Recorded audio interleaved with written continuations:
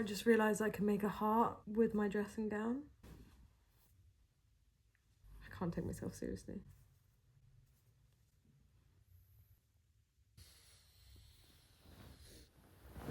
No, I'm gonna get up. Whoa.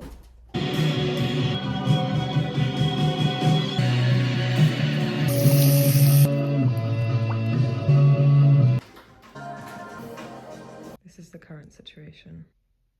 I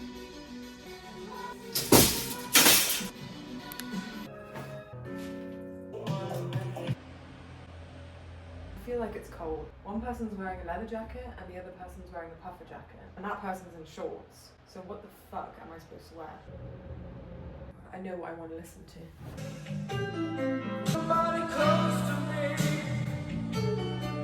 I need to do a food shop. I found this song and I love it.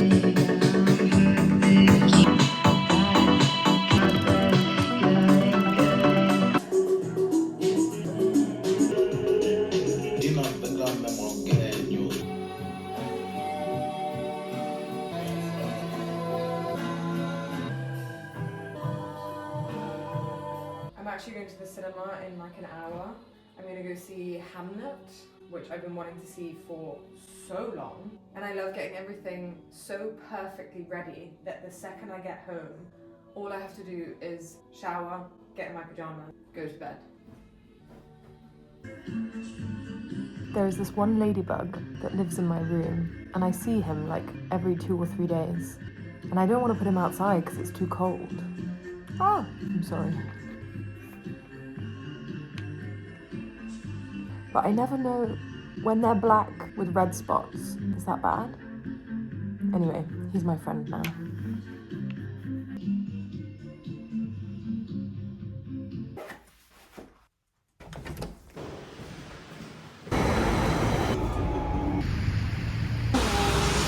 Ich hole mir Popcorn. Sugar. Sugar and sauce. Aber wir können tagelang wieder.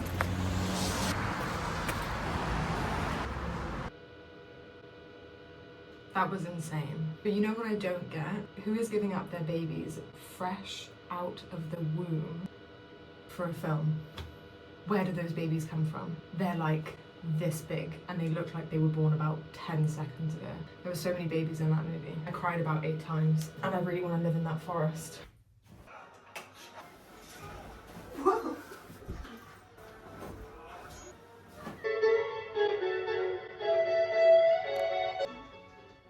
Oh my god.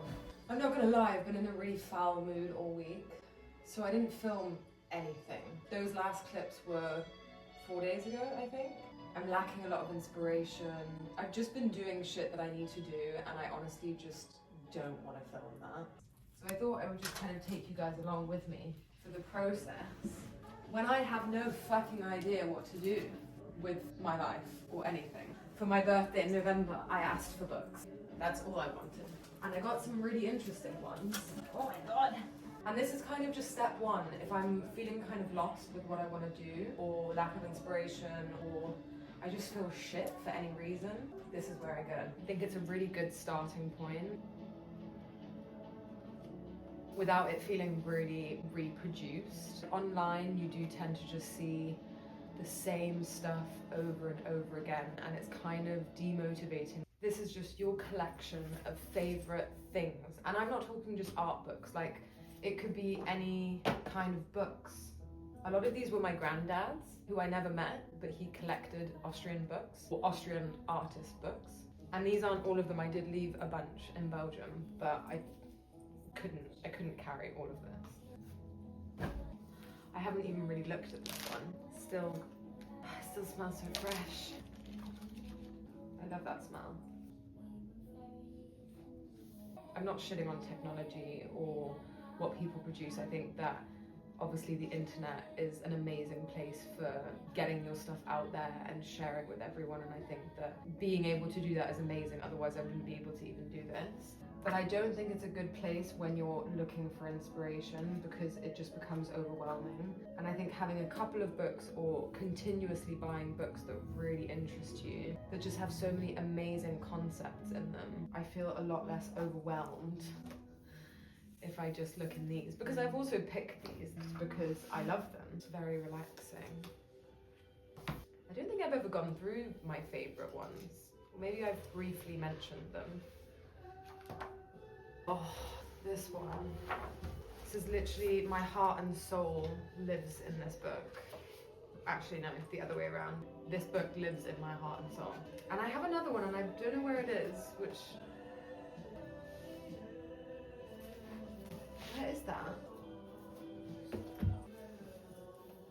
I haven't actually finished reading this. I started it in like end of November. I feel like I'm doing a terrible job at explaining this, so bear with me. I really just feel like staying in my room and not talking to anyone. If I don't know what direction I'm going in, I find it really hard to focus on other things going on. So I force myself to do them because I think they do help, like seeing friends or I don't know, whatever. But I actually become really obsessed with making it seem okay rather than just sitting with that feeling of not really knowing in which direction I'm going in and processing it, reading something, finding inspiration, thinking more about different ideas that I could develop or a project that I could work on. And I think that the other things, although they're distractions, and in some cases that's good, that's not how I function. And I'd much rather just be left alone and figure it out, and then I'll come back once I figured it out, you know? Anyway, if you've been watching all my videos from the very beginning, you'll know that I love Egon Schiele.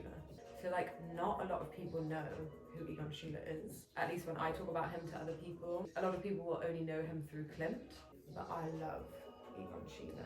I love the scandal, I love the idea behind his work, the passion behind his work. I think one of the biggest misconceptions about getting inspiration is that you have to go and get inspiration for the exact thing that you want inspiration for. So if you're trying to get better at oil painting and you need to create one, you go and look at Van Gogh. I think that you can get inspiration from a grain of sand. It's a really straight line way of thinking. I don't look at these books or I don't love these artists because it's exactly what I want to do. I look at it because the ideas and the depth behind what they're saying, I think that it creates a feeling. Any book will give you that feeling, whether good or bad. The reason why Egon Schiele inspires me so much, along with a lot of other artists, is because of the passion behind him. Whenever I read any books about him, the message behind that is so inspirational to me that I automatically want to make something. But then you also have books like this one. This is like a little French book. I haven't actually finished it as well, but it translates to the invention of modern sculpture. It's basically like the process behind creation of modern sculpture. I think that reading about process is also so important because you don't necessarily have to be a sculptor to understand where these ideas came from, and you see which points lead to the next, and then you apply that to your own work. You don't know what you're doing in that moment until you look back and it all makes sense. There's different kinds of inspiration. You can go for a walk and look at the ground and look what you find, or look at the sky or at people and see what feeling they give you. Or for example, I can never pronounce her name, but Belinda de Bruyker, I think that's how you say it. I'm not going to show what's in here. I don't think I actually can. Her work is eerie, it's uncomfortable, it's not conventionally nice to look at, but I am a massive fan of her work. I think it creates one of the most intense feelings I've ever had. And I've seen her work once in Vienna, and the thing there was to me a material that had been built. The feeling that I can't explain it. If you want to Google it, it's not horrific. I'm not saying this is like the worst thing I've ever seen.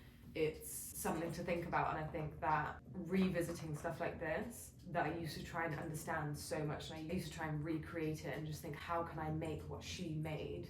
That's not the point. The point is, how can I create a feeling, and what is the feeling that I want to create? And this is inspiration. This is not an idea to be taken or an idea to be looked at as material. It's food for your brain. This is all like, that sounds so cringy, I'm sorry.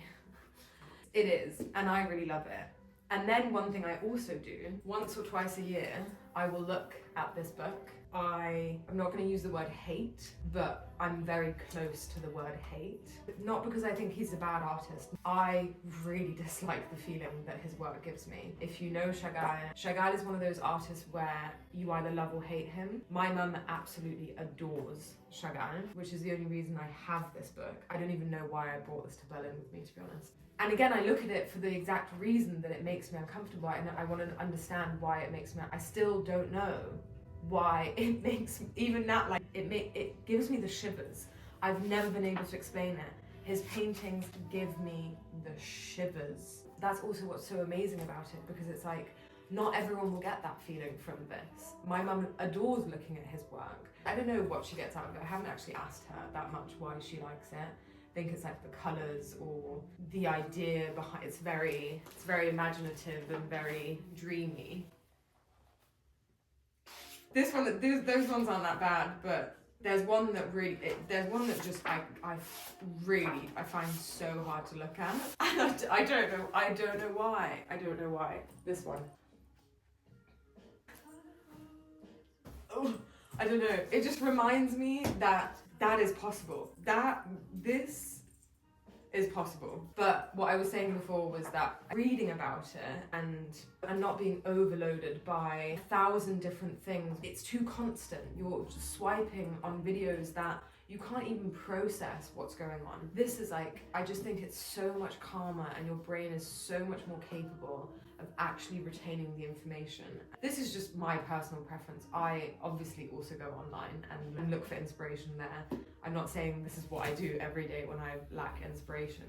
This is what I do when I really hit a brick wall. Half of these books I don't know. Not gonna lie, this one does not inspire me, but I love it. It shows you like different mushrooms that are edible and which ones aren't edible. It's so sweet. This one just makes me happy, I'm not gonna lie. I think this was my grandma's, I'm not really sure.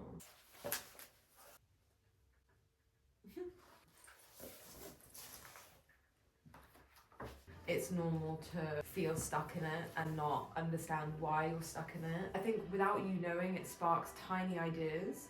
One day you'll wake up, and I think that euphoric moment that loads of people talk about, like, I just had the idea. I think those people obviously or probably did so much work that they are not crediting themselves for.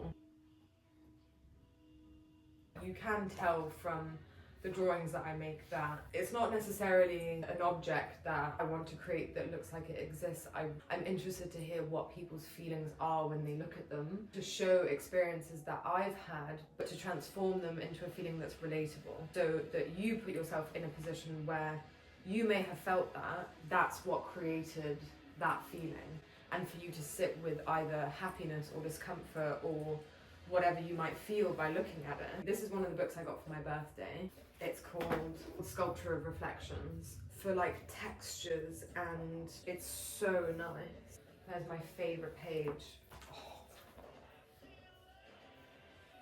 Amazing. People have forgotten about books. Or maybe not forgotten about books, but I think that there's a certain beauty within the calmness of just going through the process of what one person has to say about a topic. I get really overwhelmed by seeing different creators creating different things. It's inspiring me. This person's doing this thing, and then this person's, and it just, I actually get more overwhelmed, and I hit more of a wall by watching too many things on Instagram or Pinterest or TikTok or whatever it might be, than if I just sat with the feeling of being stuck and try and figured out why I was stuck, went through one process at a time. Why does this artist do it that way, and why does this artist do it that way? If it's overwhelming, you put the book down.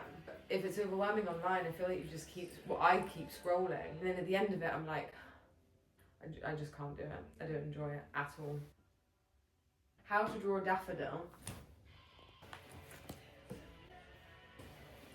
Giacometti, which, if you know, if you're into sculpture, one of the most amazing sculptors, makes these really thin, long, like, sculptures. If I remember correctly, I think when you look at someone, you have a focal point and you forget that their face is round. So in your mind, they're squished, I think.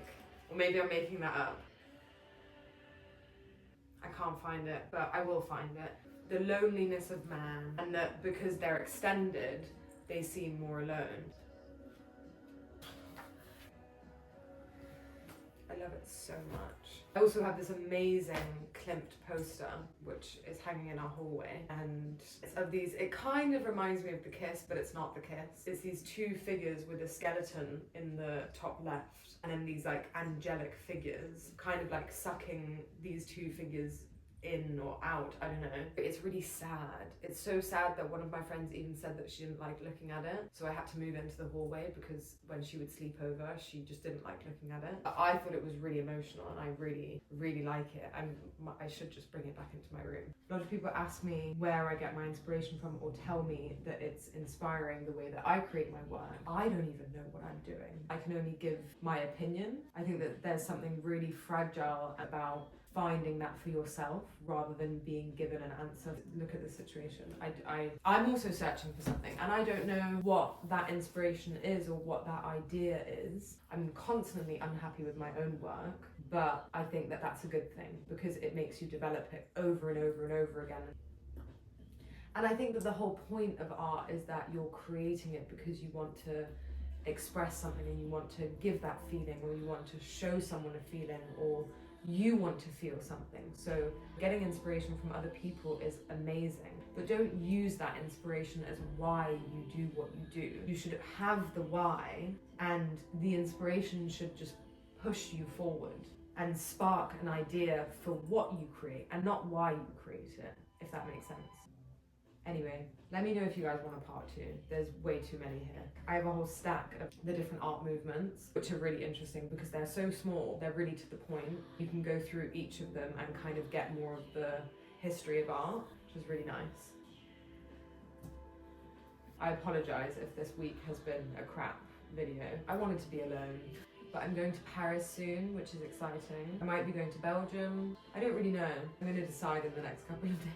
I might spontaneously go home. I really want to go and sit in a forest. That's probably why I feel the way I feel right now. I feel quite trapped, but that's okay. I'm gonna figure it out as I go along. Okay, bye.